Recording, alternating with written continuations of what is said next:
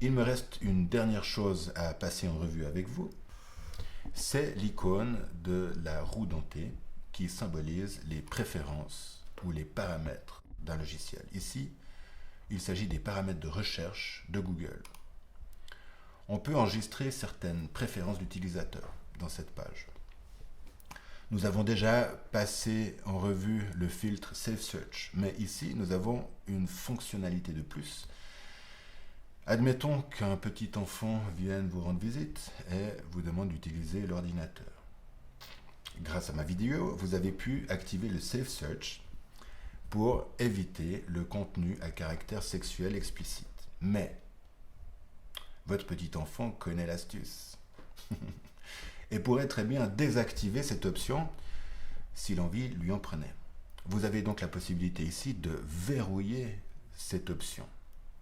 Donc, si je clique sur le lien verrouiller Save Search, Google va me demander mon mot de passe pour être bien sûr que ce soit moi qui demande cette action. Il s'agit d'un verrouillage global. Google utilise mon compte utilisateur enregistré chez lui et la fonctionnalité Save Search verrouillé va verrouiller toutes les applications Google liées à mon compte.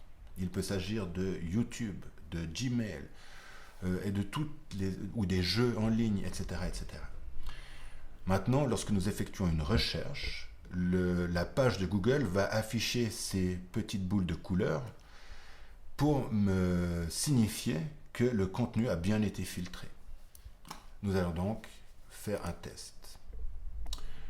Si je retourne sur le moteur de recherche, que je refais une recherche, allez, revenons à nos arrêts de bus.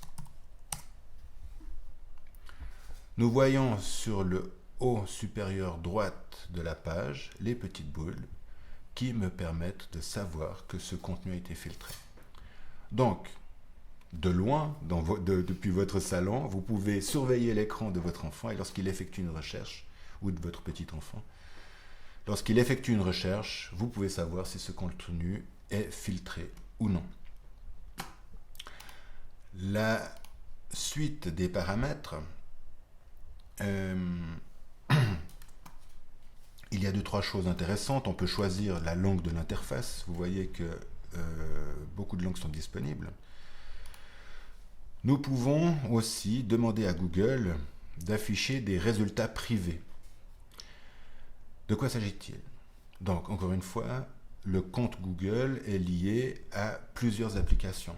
Nous avons un compte email qui s'appelle Gmail. Nous avons un compte sur YouTube. Nous avons un compte dans les jeux en ligne, etc., etc.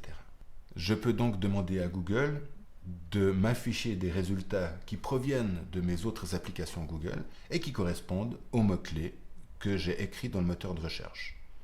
En cochant l'option « Utiliser les résultats privés », j'obtiendrai donc ce genre de résultats. Une option intéressante, c'est où afficher les résultats. Effectivement, dans ma liste de résultats, j'ai un certain nombre de liens. Lorsque je clique, je peux demander à l'application d'ouvrir un nouvel onglet dans le but de garder ma liste de résultats active à l'écran pour que je puisse y revenir si jamais le résultat que je cherche et sur lequel j'ai cliqué ne correspond pas à ma recherche. Après avoir choisi toutes ces options, les options qui vous conviennent le mieux, n'oubliez pas de cliquer sur le bouton enregistrer. Et voilà, je crois qu'on a fait le tour des possibilités.